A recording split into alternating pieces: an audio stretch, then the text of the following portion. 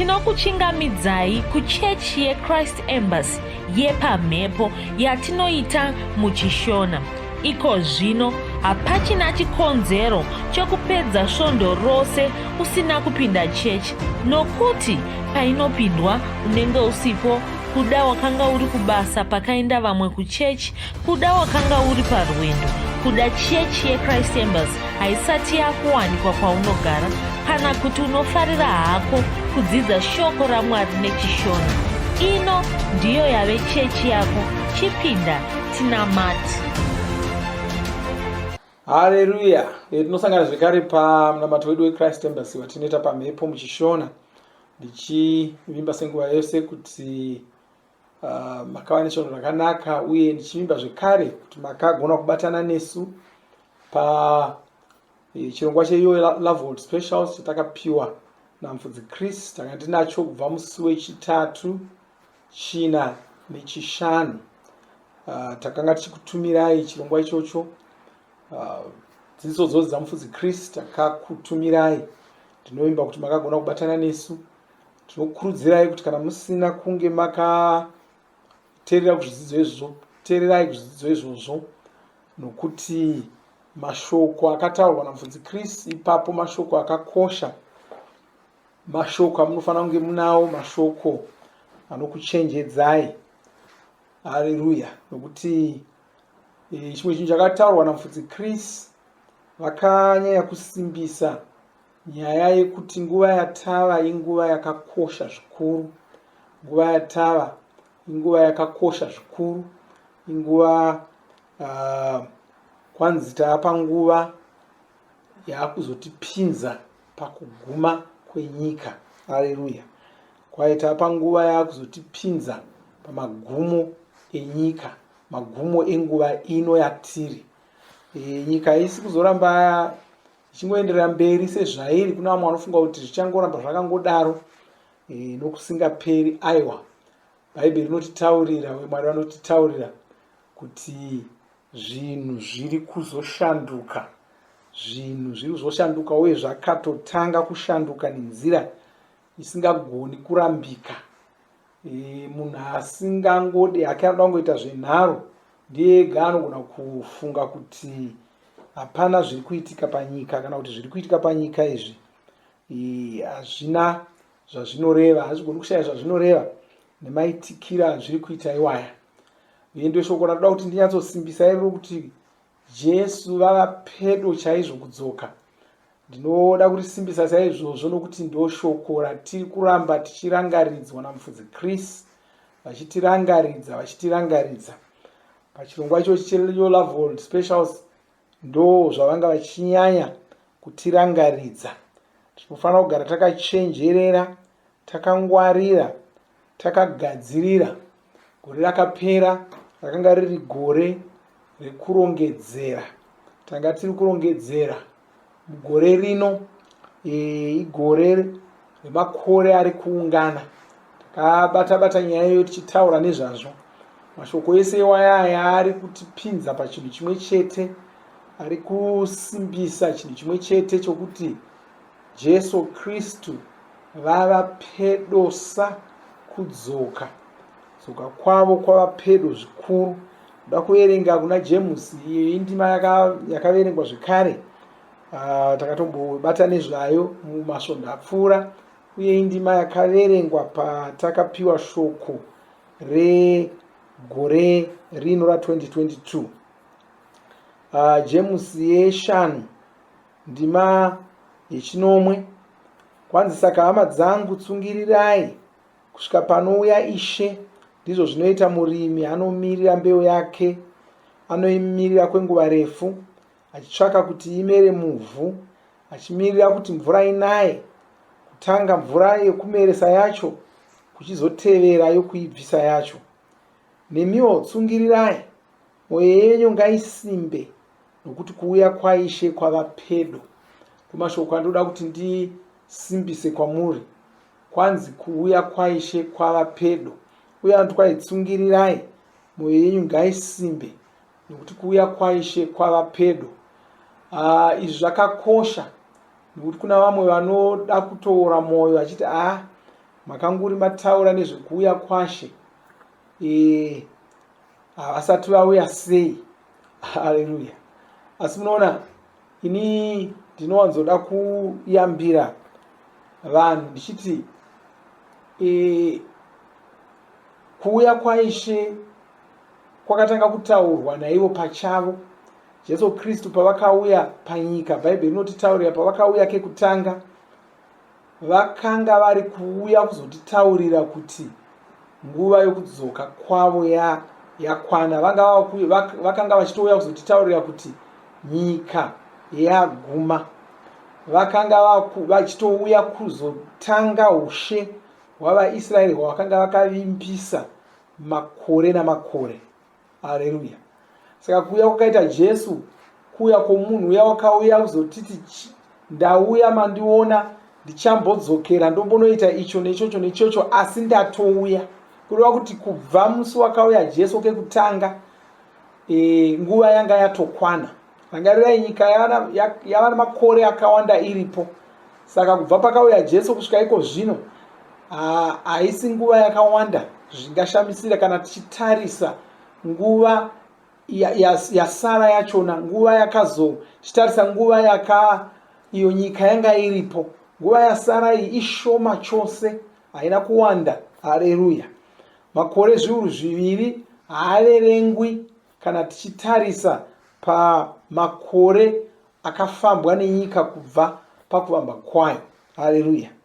Saka Jesu pavakatouya pekutanga vanga vari kutozotiudza, uye ndo zvavakatotaura. Vakatisira mifananidzo yakawanda yavaitaura vachipa muenzaniso mambo wakauya akamboenda achida unopiwa ushe, achizodzoka akasiya varanda vake vachifana kuita zvinhu, achinzi fanai kuita zvinhu izvozvi ndiri kudzoka.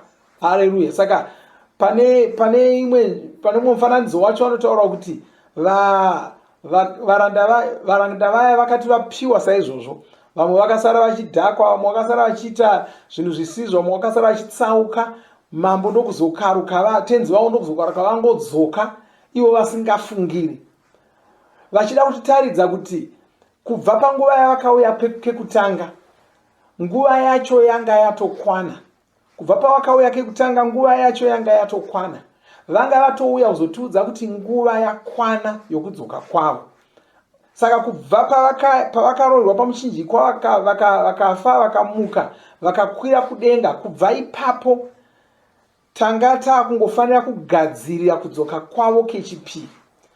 Asi Kristu vakatidzidzisa vakatitaridza kubva mushoko raMwari kuti makore ekugadzirira iwayo anga akatopiwa kare. Tatinyorere zviuru zviviri zvamakore chete zvokugadzirira kuti vachizodzoka. Saka zvino makore aya achipera, nguva iya yachikwana. Saka taakufanira kugara takagadzirira tichinzwisisa kuti Jesu Kristu ava vatova pedo chose. Kwai vatova pedo chose. Haleluya.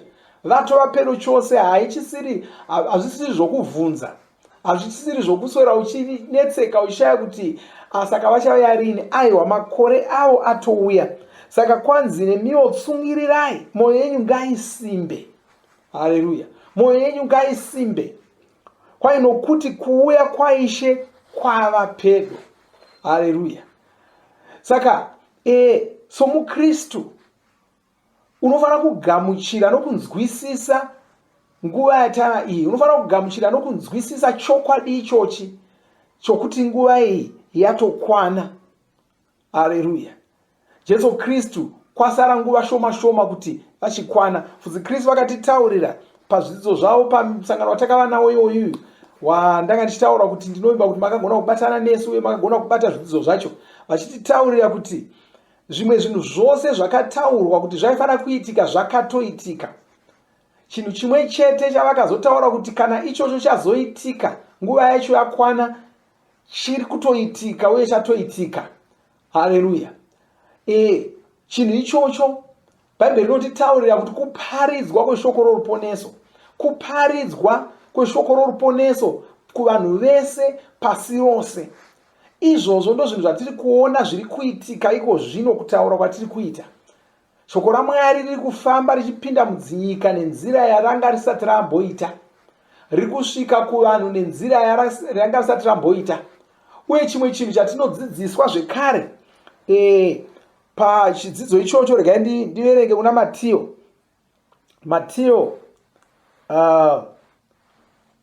Matiyo haleluya, Matiyo ye24 ndima 14 tione zvinotaurwa nebhaibheri ipapo. Kwanzi shoko iri reruponeso, iro rinotaura nezveushe hwaMwari, richaparidzwa munyika dzose, richaparidzwa seuchapupu kumarudzi ose. Kristu vakasimbisa nyaya iyoyo vakatitaridza kuti riri kunzi richaparidzwa seuchapupu kumarudzi ose, ndipo pachazoguma nyika ino. Haleluya. Kwanzi richaparidzwa seuchapupu. Rimwe shoko ravakasimbisa ipapo nderokuti Jesu havana kuti richaparidzwa kumunhu wose, kwai richaparidzwa munyika dzose, richiparidzwa seuchapupu. Harina kunzi richaparidzwa kumunhu wose, kwai richaparidzwa kunyika dzose, richiparidzwa seuchapupu, kuti zvigogona kutaurwa zvichinzi shoko iri rakasvika munyika iyi, rakasvika mudunhu iri, rakasvika munzvimbo iyi, rakasvika munzvimbo iyi, rakasvika munzvimbo iyi. Ndo kuparidzwa kwarinoitwa. Haleluya. Ndo kuparidzwa kwarinoitwa. Kwanzi saka kureva kuti kwanzi kuna vamwe vanogona kusarinzwa shoko irori, asi kuguma kwenyika kunozongouya zvakadero. Kureva kuti kana iwe wakatomborinzwa ukaritambisa hako, uri kuzvisikira moto mudziso, nokuti hauna paunopukunyuka napo, hauna pekuvanda napo, nokuti shoko racho wakatorinzwa. Zvikuru sei kana uchitorinzwa saizvozvi. Saka unofanira kugara wakangwarira izvozvo. Unofanira kudavira nokugamuchira shoko iroro, nokugamuchira utongi hwaJesu ihwohwo, nokugamuchira umambo hwaJesu ihwohwo. Nokuti kuparidzwa kwariri kutoitwa ikoku ndo kutofamba kwenguva. Chirongwa chiri kutofamba, Jesu vari kutodzoka, vari kutoverenga kuti apa rasvika, apa rasvika, apa rasvika, apa rasvika. Zvino kusvika kwariri kuita munyika dzakasiyana siyana ndo kwatiri kuona riri kusvika pachokwadi, rasvika rafamba munyika dzakawanda pachokwadi. Saka kuuya kwaJesu kwava pedo, kudzoka kwaJesu kwava pedo. Chigadzirira, chirarama somunhu anonzwisisa izvozvo.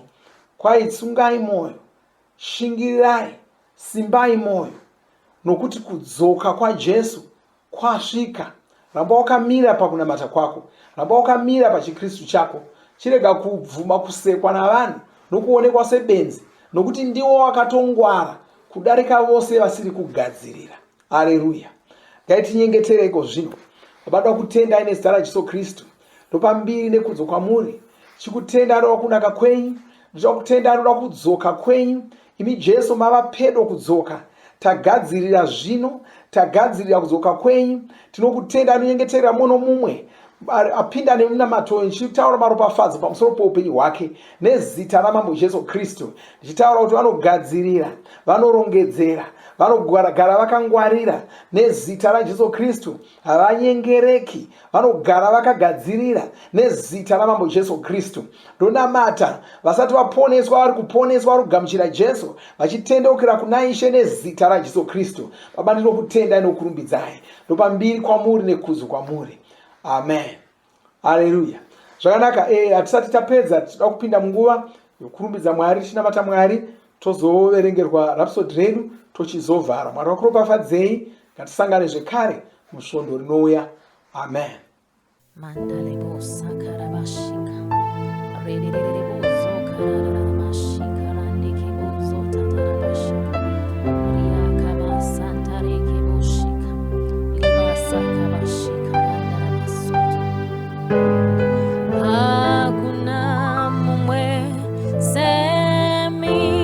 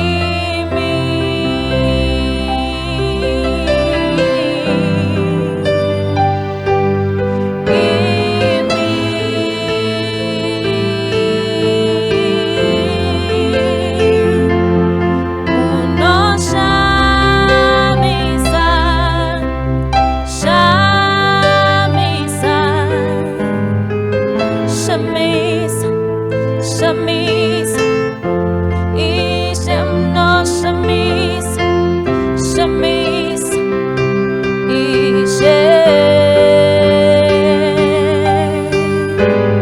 Shamisa, shamisa, ishem no shamisa, shamisa, ishe.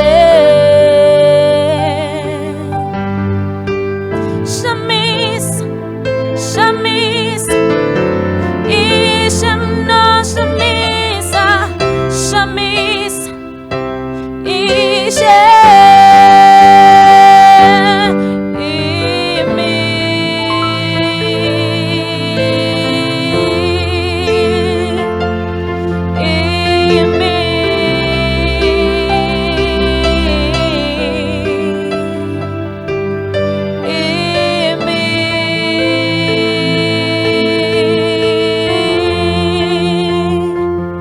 Mano shamisa, shamisa, imi,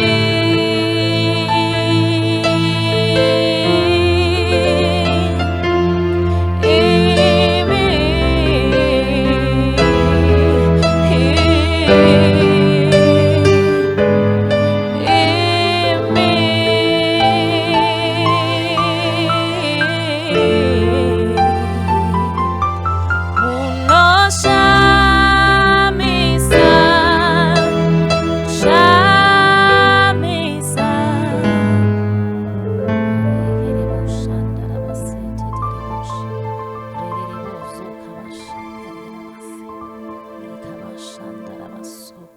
Rhapsody of Realities, Svondo 16 Ndira 2022. Chidzidzo chedu chinoti tisu tingatosungunura dzinyika. Shoko redu tinoriwana kubva kuna Ezekieri 22 ndima 29. Inoti, vanhu venyika vakamanikidza nokupamba, zvirokwazvo vakatambudza varombo vanoshayiwa, vakamanikidza mutorwa asina mhaka hake. Vanhu vari kubatirirwa munyika dzakasiyana-siyana, vamwe vari kudzvanyirirwa, ndizvo zvimwe zvichaita kuti nyika irangwe. Masangano ane mitemo yaari kudzika, hurumende dziri kudzikawo mitemo. Mitemo iyi ndeyekudzvanyirira vanhu, ndeyekuvatorera zvishoma zvavainazvo, ichiisa ufumi kushamwari dzavo.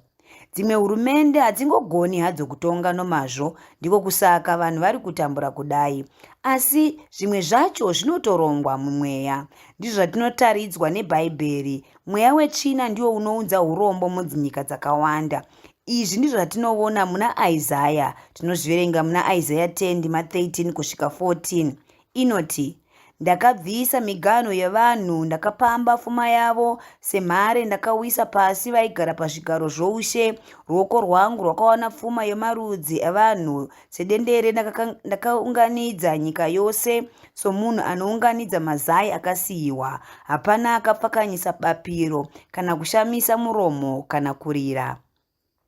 Vakawanda havanzwisisi izvi, vanoona zvinhu zvichioma munyika dzavo, vongofunga kuti hurumende dzavo ndidzo dzisiri kugona kuronga zvinhu. Asi izvi hazvisi izvo zvinotaura Bhaibheri. Pane mumwe ari kuba ufumi uhu. Ndiko kusaka tichifanira kugara tichinamatira dzinyika. Ngatinamate tichibvisa udzvanyiriri, tichiunza rugare, tichiita kuti vanhu vatye Mwari, vave vakavimbika. Mwari vanoziva kuti nyika dzedu dzinogona kuva nerugare, ndiko kusaka vakatirayira kuti tinamate, vakatotipa masimba ekugadzirisa zvinhu. Saka ngatishandise masimba aya. Isu tisu tine simba rokusungunura dzinyika. Zvisikwa zvose zviri kurwadziwa, zviri kutogomera, zvichitarisira kuti vanakomana vaMwari vachauya, ndivo voga vanogona kuzvisungunura. Izvi ndizvo zvatinoona muna vaRoma 8 ndima 19. Isu tisu tinozikanwa nezita raJesu, saka tisu tine masimba ose, tisu tinogona kugadzirisa zvinhu mudzinyika. Saka shandisa zita raJesu iri, rishandise kukurira masimba emweya yetsvina, paradza mabasa ayo, rayira kuti kururama kushande muvatungamiriri, vangava vatungamiriri vedunhu rako, kana veguta rako, kana venyika yako, kana vekubasa kwaunoshanda. Rayira kudai uchibatsirwa naMweya Mutsvene. Ameni. Namata uchiti, shoko reruponeso rinopotedza nyika yangu, hapana chingarimisa. Kururama kwaMwari ndiko kunotonga munyika ino, ndiko kunotonga mumwoyo yevanhu. Shoko raMwari riri kutonga munyika ino, saka vakawanda vanoponeswa, vanounzwa muumambo hwaMwari muzita raJesu. Ameni. Dzimwe ndima dzinotsigira chidzidzo chanhasi: 2 vaTesalonika 2 ndima 7, Jeremiah 29 ndima 7, Varoma 8 ndima 19 kusvika 22. Tinovimba makomborerwa nemunamato wesvondo rino. Kana manga musati mazvarwa patsva, namatai mumashure mangu, muchidudza, muchirevesa. Taurai muchiti, Mwari vari kudenga, ndinouya kwamuri, ndinokoka Jesu kuti vapinde mumwoyo mangu. Ndinokumbira kuti Jesu vatonge upenyu hwangu. Ndinopupura kuti Jesu ndivo vavaishe wangu. Saka ndinogamuchira upenyu usingaperi mumweya mangu. Ndazvarwa patsva, ndava chisikwa chitsva. Ndinokutendai. Amen. Makorokoto mazvarwa patsva, tinokugamuchirai muchechi yeChrist Embassy. Titumirei zita renyu nekwamunogara. Munogona kutumira iri SMS kana WhatsApp pa 0772 215 kana kutuma tsamba pa shonaror@gmail.com. Muchida kupa mpiro yenyu neEcocash, rovai namba *151*2*5*58225# motevera zvinenge zviri kutaurwa neEcocash ipapo. Kana muine nhare dzemazuva ano, munogona kushandisa KingsPay kupa mpiro yenyu. Shandisai kodhi inoti TNIOG nemavara makuru. Tinoda kukuzivisai zvinotevera. Tinokurudzira kuti musadarikwe nezvidzidzo zveRhapsody. Zvidzidzei kuti shoko riwande mamuri, mugone kumirisana nezvinhu zvinonetsa muupenyu.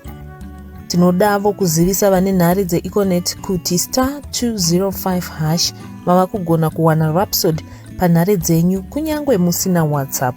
Rovai nhare idzi muwane Rhapsody panhare dzenyu zuva rimwe nerimwe. Munorova *205#, mosarudza Daily Devotional. Subscribe, shona Rhapsody muchishona. Munamato uno munoubata pa WhatsApp, pa radio, pa YouTube panoti Shona Online Church, pa www.ce-shonachurch.org, nepa vcc.rhapsodyofrealities.org. Tinokumbira mutizivise kana muri kutibata pane imwe yenzvimbo idzi. Kana pari paintaneti, munogona kunyoresa muchitipa zita renyu. Kana pari pa WhatsApp, tinyorerei tigopota tichikutumirai zvimwe zvidzidzo, kana kutitumira SMS pa 0772 166 928. Ivai nesvondo rakanaka.